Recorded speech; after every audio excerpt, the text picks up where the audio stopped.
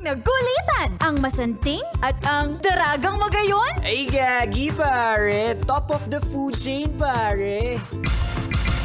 Tara, kape! Tara, kape! Konyo Bicolano at Robin Siena. Gagi pare, we're not your ordinary DJs. Tara, kape! Tara, kape! Gagi pare, feel good to. Awa! Konyo Bicolano! Robin Siena! Ano ang pinaka-common na New Year's resolution ang napapansin mo? Ano, yun yung mga balik-alindog. Yung, hindi na ako kakain ng masyadong makolesterol. Hindi na ako masyado sa sweets. Usually mga ganun more on sa katawan. Yung agad-agad makikita mo and all. Totoo. Alam mo pinagbasihan yan? Ano? Kasi mga guilty yung mga tao. Mga nakonsensya mula sa pinaglalamon nung Pasko, nung New Year. Pero ako kung ganyan, well, narinig ko sa kapitbahay ko, medyo tabain kasi siya, si Sheila. Sabi ni Sheila, New Year's resolution daw niya. Ba't mo naman sinoutout si Sheila? Di best friend ko din naman siya. Hi, Sheila. So sabi ni Sheila, iiwasan na daw niya yung mga bagay na nakakapagpataba sa kanya. So sabi ko, good job, bro. Sabi ni Sheila, katulad ng weighing scale. Yan, mga salamin. Ayan, mga camera. Iwasan niya para hindi niya na makita yung sarili niya.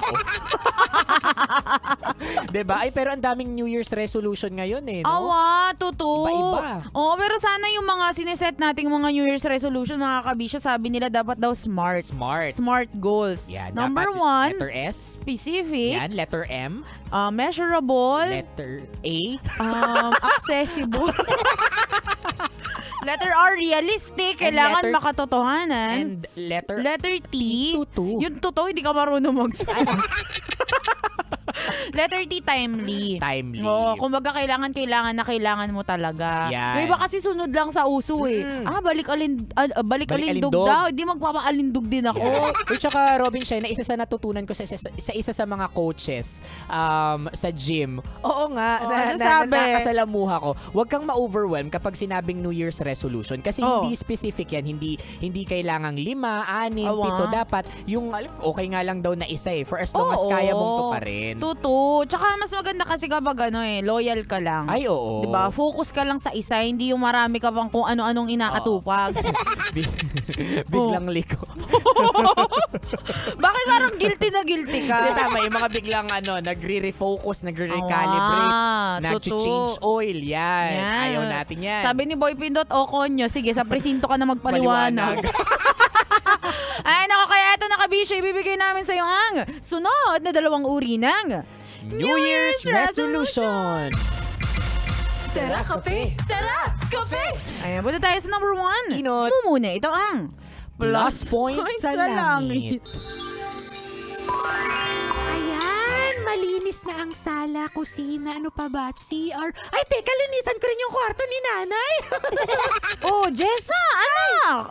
Anong ginagawa mo dito sa bahay? Akala ko ba may pasok ka na ngayon? Naku, Nay, New Year's resolution ko kasi ngayon maging mas mabuting anak sa'yo. Kaya ito, nilinis ko yung buong bahay. Actually, pupunta ako sa kwarto nyo, lilinisin ko rin. Naku, anak Jessa, nilalagnat ka ba? Nay naman, hindi po. Basta ngayong 2024, hindi sure. Anak, yung totoo, may lagnat ka ba? Basta ngayong 2024, asahan nyo ng mas magiging mabuti na ako at malumanay magsalita. Jessa, sis. Ano yun? Kinuha ko pala yung grahams mo dito sa rep. Baka hanapin mo, inubos ko na, nasa ilalim ng bangger. Walang yaka talaga, Mar, kahit kailan talaga. Sinabi na nga sa akin yung grahams na yan Napakatakaw mo talaga, nakakainis ka. Teka Jessa, nakakala ko ba magiging mabait ka na?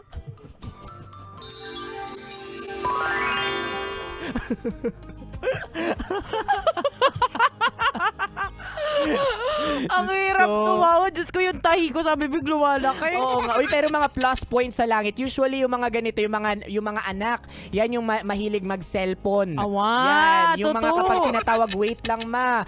Ayan, kaka-cellphone mo yan. So maganda itong New Year's resolution para sa mga magulang mo and all. Totoo. Pero maliban sa mga anak na gusto makibag gusto maging mabait sa magulang nila, ang gumagawa nito, yung mga makasalanan. Ay, tama. Yung alam nilang malapit na silang kunin ni Lord, ngayon sila bumabawi.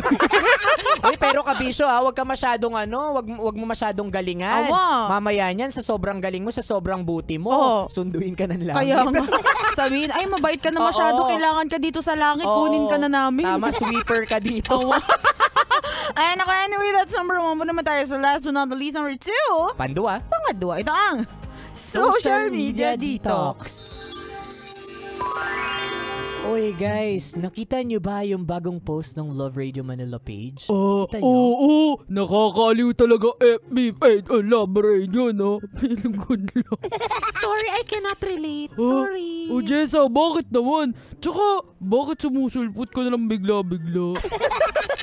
Simula ngayon kasi, babawasan ko na yung pagsusocial media ko. Pag-Facebook, ganyan. Social media detox, ganun lang yung atake ko. Para less yung stress ng buhay. Ang toxic kasi sa social media, grabe. Tama yan, Jessa. Magandang resolution yan. Actually, ikaw talaga yung toxic. Ikaw talaga yung toxic sa social media. Kaya mo yan. Sa wakas, mababawasan na yung mga negatibo sa social media. Sus! If I know, abang na abang ka sa selfie ko. Yucks!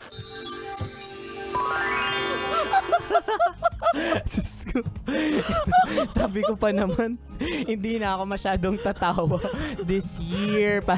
Hahagal pa. Tignan mo yung mukha kong pula-pula ko na. Tawang-tawa. O yan, sa mga kabisyo natin gustong mag-social media detox, tama yan. Lalo na kung ikaw yung dahilan ng toxicity sa social media. Wow, totoo. Tawa-tawa ako dito kay Jessa, no? At least aware naman siya sa pangangailangan niya. Hindi niya alam siya talaga yung toxic. Kaya nga. Kaya shoutout sa mga kabisyo nating sobrang galit nung New Year. Galit na galit sa paputok, galit na galit sa mga ingay. Kasi hindi nila alam, sila talaga yung bad luck, sila yung masamang espiritu. Ibig sabihin, kulang ba yung paputok? Di sila naapektuhan. Ay nako, tama yan. Anyway, kabisyo, kahit ano ba yung New Year's resolution mo, sana matupad mo talaga, di ba? At sana, hindi lang sa umpisa magaling ha. Galingan mo hanggang dulo. Yan. Kung gusto mo i-share sa amin ang iyong mga resolution, ayun, hanapin mo kami sa aming mga social media accounts. Ikaw, Konyo Bicolano, saan ka ba makikita? Ayan, same socials yan mga broski at Konyo Bicolano. Same socials, wala ka pa pala sinasabi. Facebook, TikTok, Instagram, Twitter, lahat na at Konyo Bicolano. Ayan, hanapin nyo rin ako at DJ Robin Shena. Sama nyo na yung Law Radio Manila pages. Yan. Uy, shoutout lang ako kay Carmina de Alva, kina Tito at Tita. Hello po, happy listening and viewing po sa inyo dyan. At syempre, welcome ulit mga kabisyo nating taga-Daet. Yan. Love Radio Daet, napapakinggan na tayo. Sa wakas, may nagtiwala. Oo, at sa wakas, naririnig nyo na rin yung kalat na. Siya kabisyo, makakasama nyo ba kami hanggang mamayang alas 3 ng hapon para bigyan pa kayo ng mga science, tips at skits sa buhay-buhay. Muli, this is your pinakamagandang probinsyana, DJ Robin Shena. Your Aragon Broski, like super legit and all Konyo Bicolano. Dito lang yan sa Tara Kape. Tara Kape. So 90.7 Love Radio. Feel good, ay gagi pare. Awa. Tara Kape. Metro's #1. Metro's #1. Love Radio.